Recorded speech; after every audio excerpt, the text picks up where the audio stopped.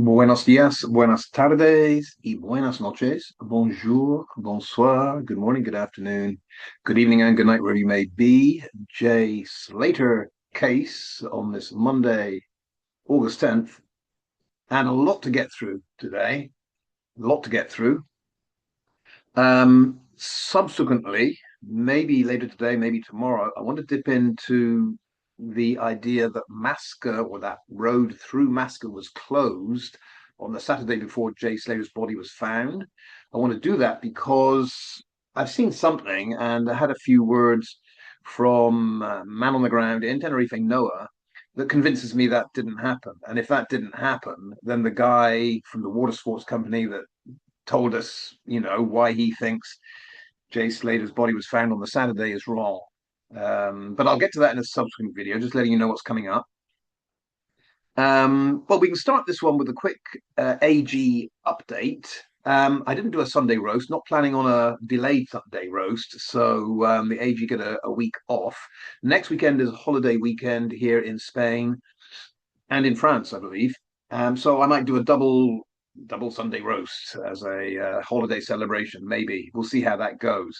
But a quick update because we are still waiting for El Slugtardo, the sluggy one, to actually confirm yes or no. This is where we have to hold poor little Ivor's feet to the fire. Still waiting for the confirmation, yes or no. Is that data site, is that, I think the name of the site is Open Court Data UK. Is it legit in the sense that it contains genuine, authentic information about UK court dates and court details, or is it fake? Now then, Slugtardo's already on record as stating his life on the fact that it is a scamming fake. Those were his exact words, a scamming fake. I'll repeat it. Everything I've seen and everything you people out there have seen, I believe, indicates that site is genuine.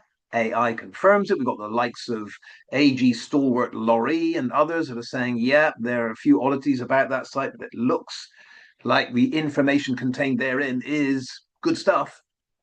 And still, we have nothing from El Slugtardo, the great hero who masterminded the discovery of Jay's body, nothing from him to confirm what he said about it being a scamming fake must be right.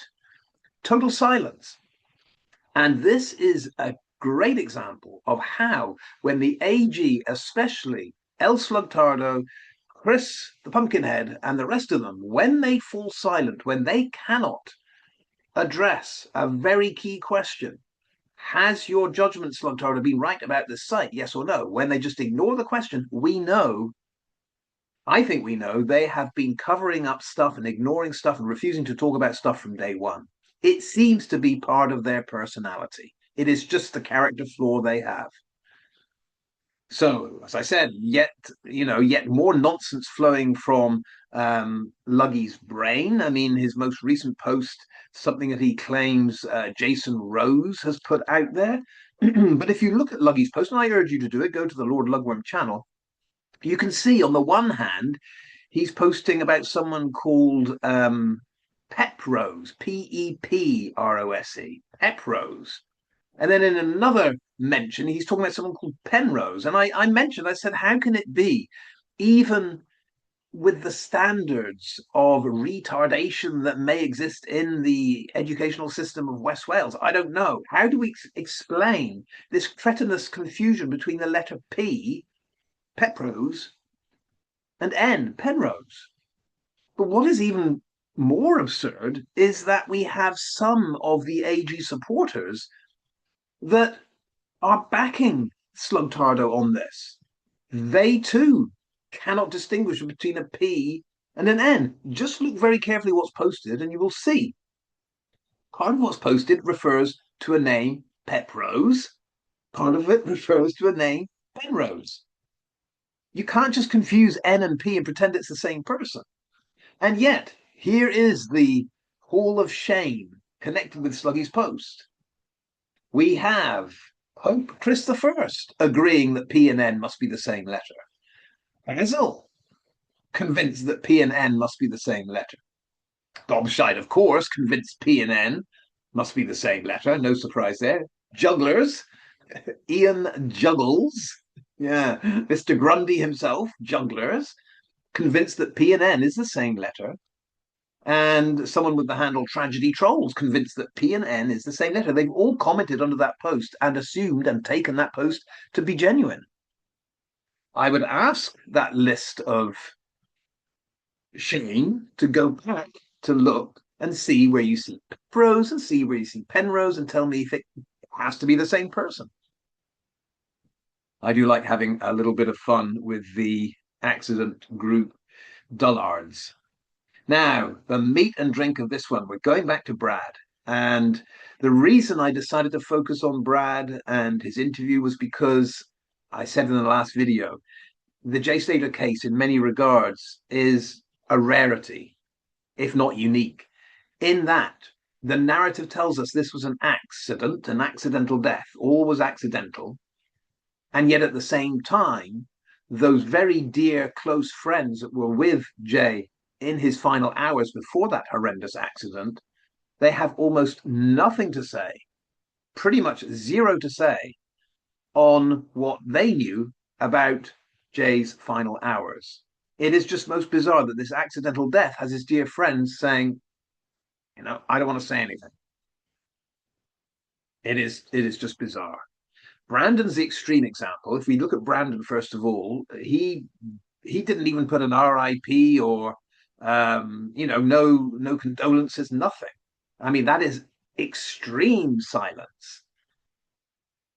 How to explain that? An accidental death, dear chum that was with you a few hours before, partying in Tenerife, and you can't even muster up I'm going to miss you, my dear mate. I mean, do we think let's have a quick look at Brandon. Do we think Brandon would have said anything if he hadn't been contacted by Mark Williams Thomas on Debbie's behalf requesting an interview?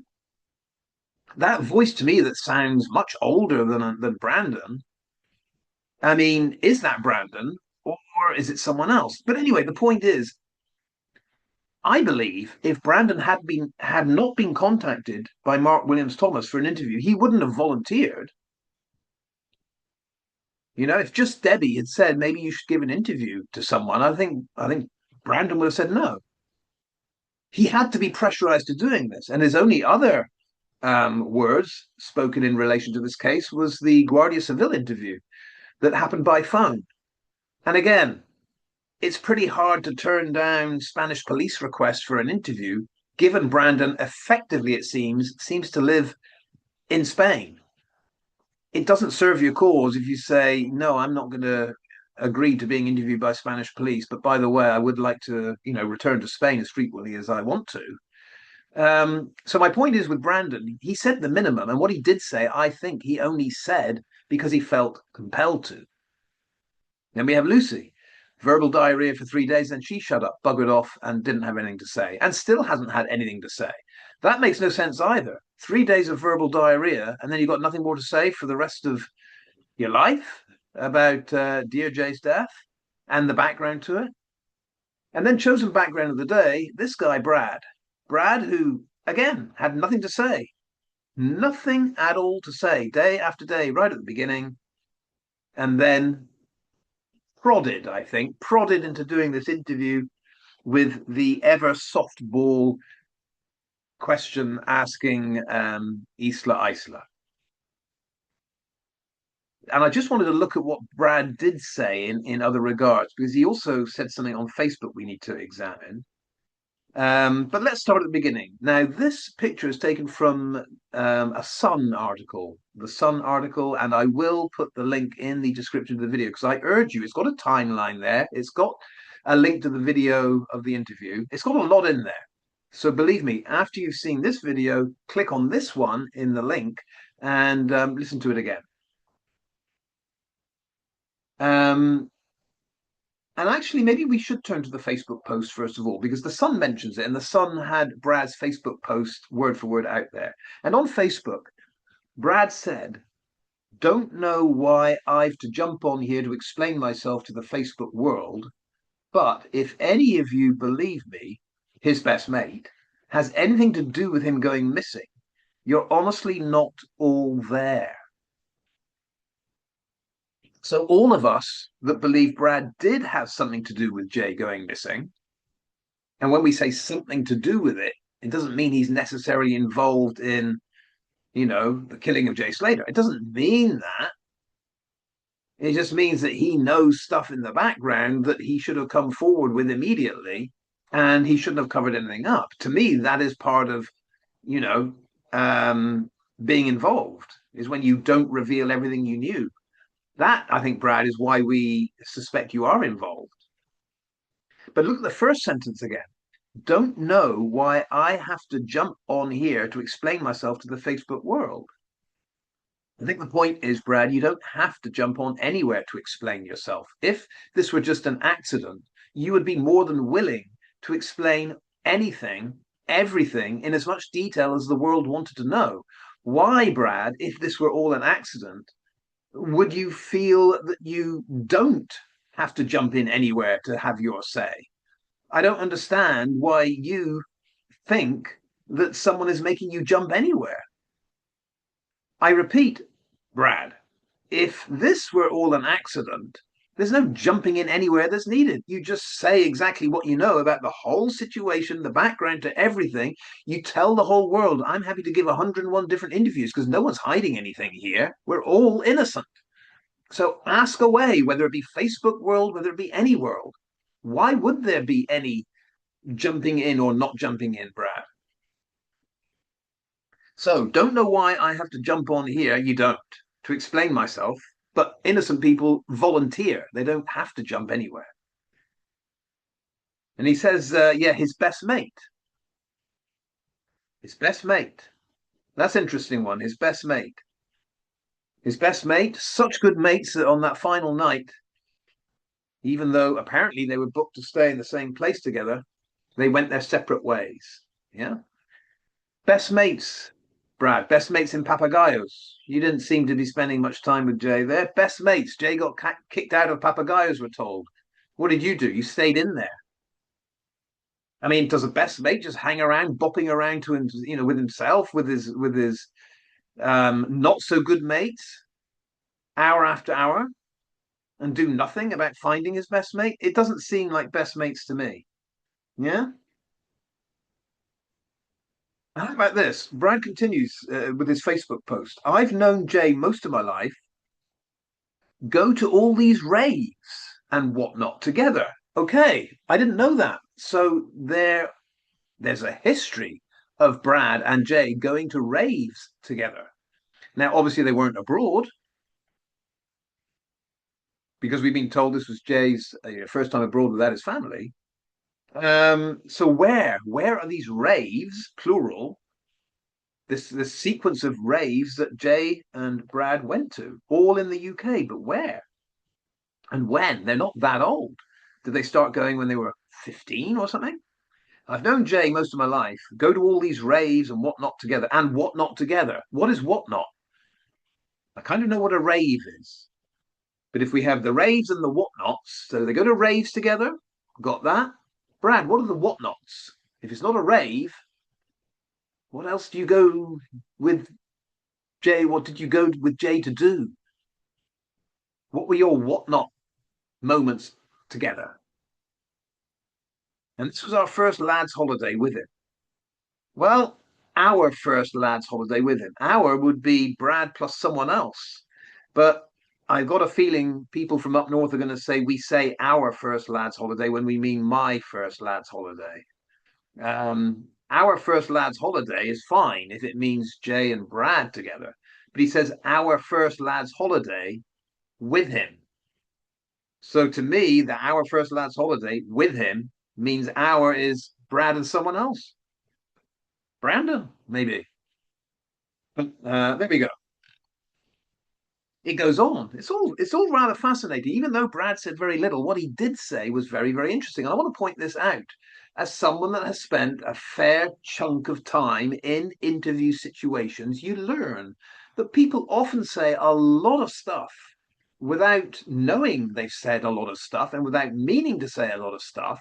But when you go through it, you find there's all kinds of hints and innuendos in there that one really needs to weigh up when you're trying to figure out, is this person being honest? Is this person being deceitful? And Brad is one of those. I've got to say, Brad is a bit of a gold mine, even though he doesn't say very much. There's an awful lot he does say that he doesn't know he's saying that bears examination. Definitely. So let's go on. This is the same Facebook post. Brad says, nobody actually knows the true story. That in itself is astounding. Nobody actually knows the true story. Not even me. So let's just take that statement separate from the rest of it. I mean, that is jaw dropping. Nobody actually knows the true story, not even me. If Brad is right there, let's take him at his word. No one knows the true story. Then whatever Adderley pronounces as a verdict on this case has no basis in fact whatsoever. Because as Brad just said, and he's the expert, he was with Jay those final days, those final hours. And if the person that was right on the scene, the best mate of Jay, tells the whole world that nobody actually knows the true story, not even me, that would include Adderley. Adderley can't give a verdict based on the truth because this guy's just said no one knows the truth. And the way I see what he's saying here, and this is just my take, nobody actually knows the true story. I've said this many times. I said it's entirely likely that no one in this setup, this underworld setup, would know the entire story. That's how the underworld works. No one is going to know all the details. It benefits no one in the underworld, in the gang, in the group, in the team, to know all the details. So, for example, Ayub might know that someone's going to knock on his door, his green door, at 7 in the morning to take Jay away.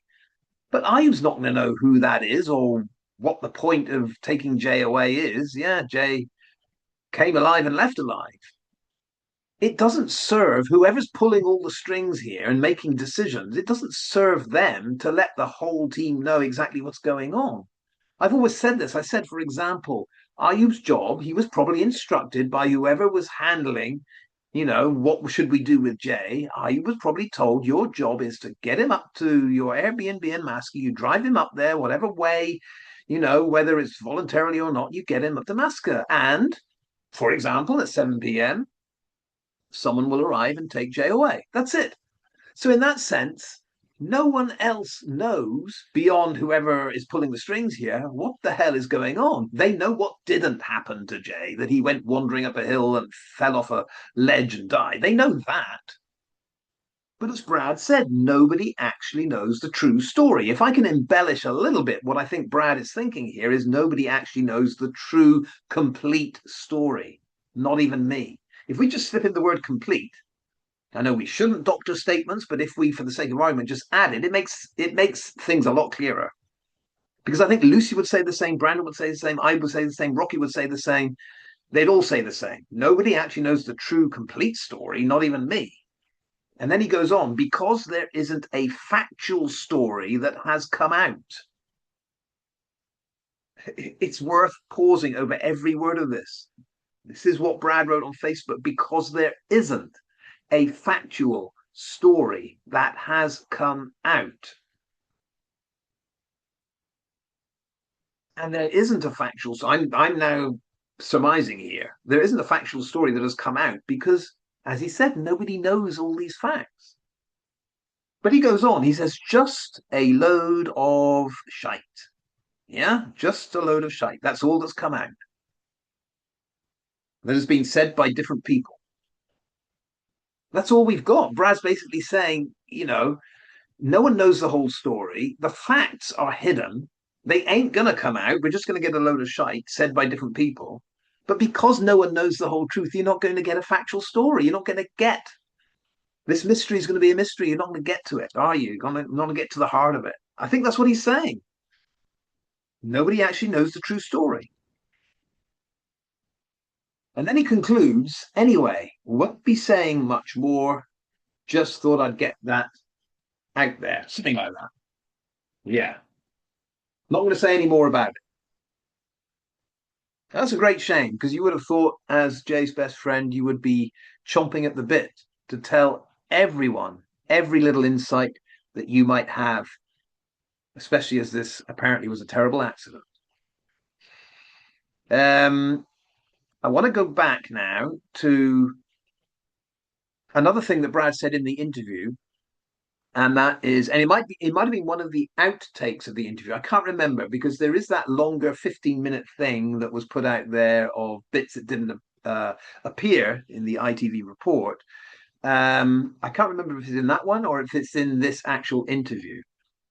But regarding the whole Tom Hilton situation and what happened in Lancashire before Jay and Brad flew out there, Brad is again a little too sure of himself the way he says that what happened in Lancashire, the Tom Hilton attack and all that, couldn't possibly have anything to do with what happened to Jay in Tenerife. Now, again, this is where someone that sounds way too confident in asserting a fact comes across as actually sounding very unsure. It's just one of those things in life. If someone you know can't be sure of something, but they are absolutely adamant that they are sure, you start thinking, so what's going on here? Why not just be honest and say, I can't be sure, but this is what I think? Why are you so determined to push a narrative that you can't believe in because you don't know? And that's the situation with this Tom Hilton story. When Brad says, no, it can't possibly, he says, I can't remember his exact words, but he says something like, it's nothing to do with that. It's nothing to do with that. How could Brad possibly know that? If, for example, Tom Hilton had put together, or Tom Hilton's relatives had put together some kind of revenge attack on Jay Slater in Tenerife, if that had happened, what makes Brad think he would have any inkling whatsoever that that was going to happen? I mean, spoiler alert here, Tom Hilton, he's not the brightest thing, but surely Tom Hilton would know by his handlers not to breathe a word of anything and just let events happen in Tenerife. I don't understand how just because Brad didn't know anything was going to happen to Jay, that means nothing was ever planned. It doesn't make any sense. So, had Brad been a little bit wiser at that point in the interview, he would have said, look, yeah, there was this terrible attack that happened. Rival gangs, Tom Hilton, Jay Slater, and Jay's friends. But I don't feel or I don't see that anything that happened there is connected with what happened to Jay in Tenerife. Just I don't feel, I don't think so. I've seen no evidence. That would have sounded convincing. I think we would have all been on board with saying, yeah, Brad, you got that right. If you don't see it, you don't feel it, you don't think it, that counts for something. What counts for nothing is this guy saying, oh, I know that's not connected. You can't possibly know. So anyone that goes out saying, I know something I can't possibly know, you got to think, what's your game here? Now, what I want to get to, because I don't think anyone else has touched on this. So apologies to any commenters, content creators, what have you, that have mentioned this before, and I didn't catch it, but this was weighing on my mind. And it's all about the location, Jay's location. Because if you remember, Brad told Jay to switch his location on. Yeah. In that video conversation that was related by Brad, apparently Brad told Jay to switch his location on. Brad said Jay didn't seem concerned on the phone until we knew how far away he was. And I said, put your location on. So that implies two things. It implies, number one, that Jay's location wasn't already on his phone. Okay, I find that hard to believe, but let's assume, for the sake of argument, Jay did not have any location app running on his phone. But here's the bit that makes no sense. The other bit of Brad's statement, he didn't seem concerned on the phone until we knew. That's Brad and Jay, both of them, until we knew how far away he was. So that means Jay didn't know how far away he was until he turned his locator on. He didn't know how far away he was.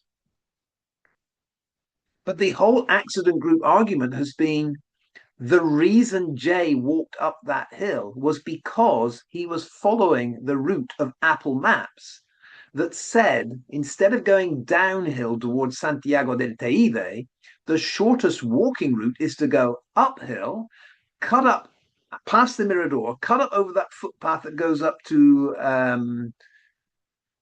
forgotten the name of the path, but there's another path above that you follow it along, and then it takes you down along a ridge back towards Santiago. But that, according to Apple Maps, was the shortest walking route.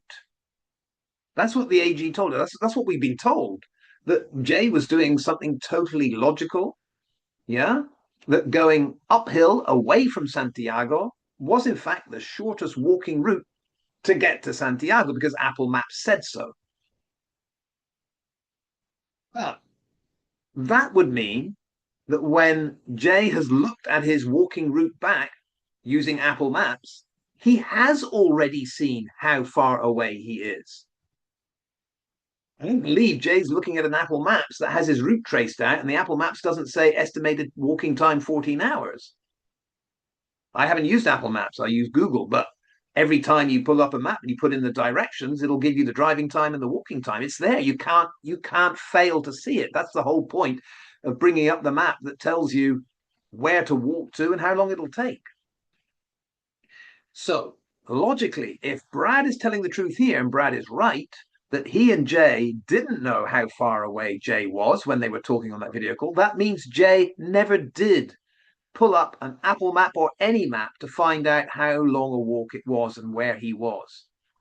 Which means, logically, when he came out of that Airbnb, he turned left and went up the hill for no reason.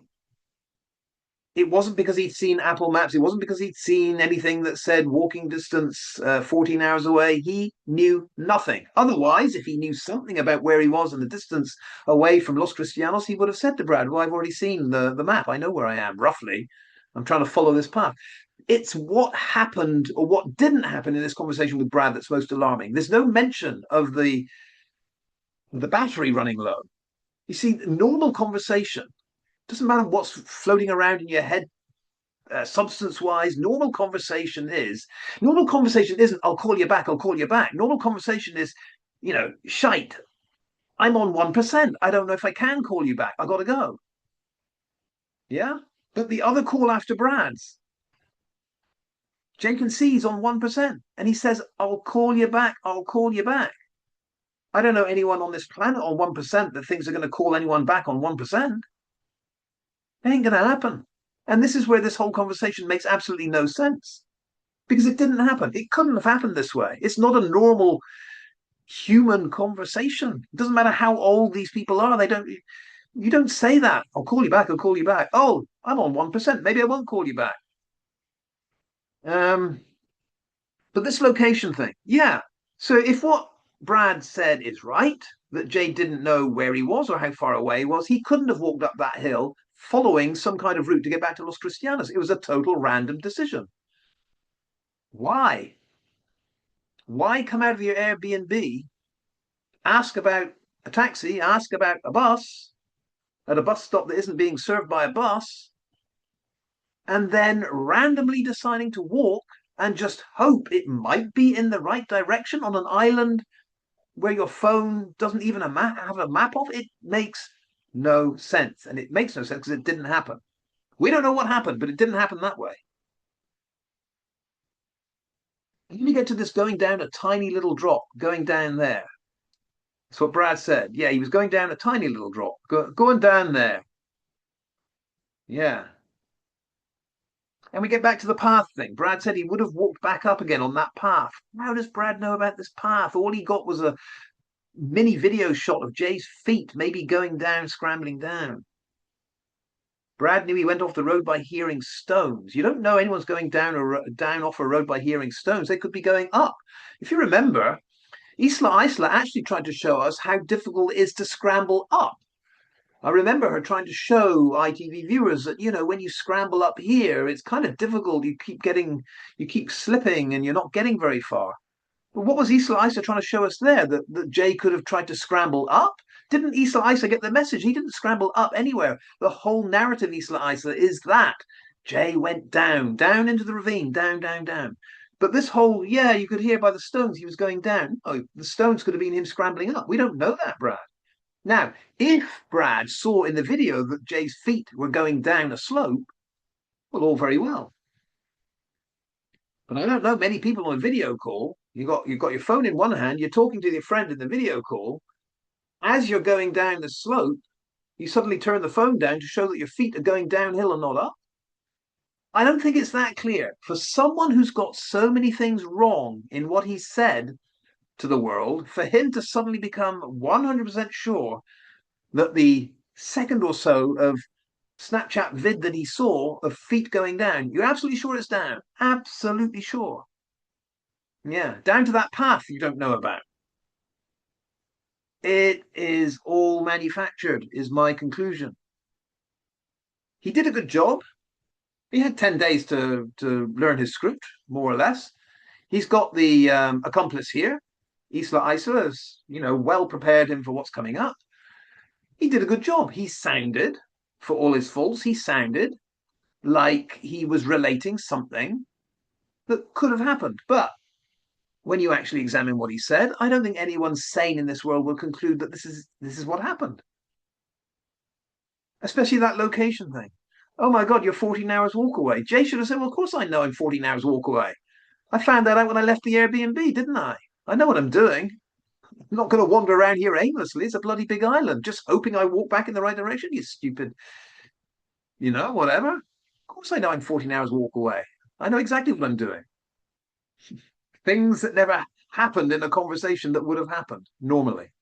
Let's leave it there. More to come later. Hasta luego, adios, hasta la vista. See you then.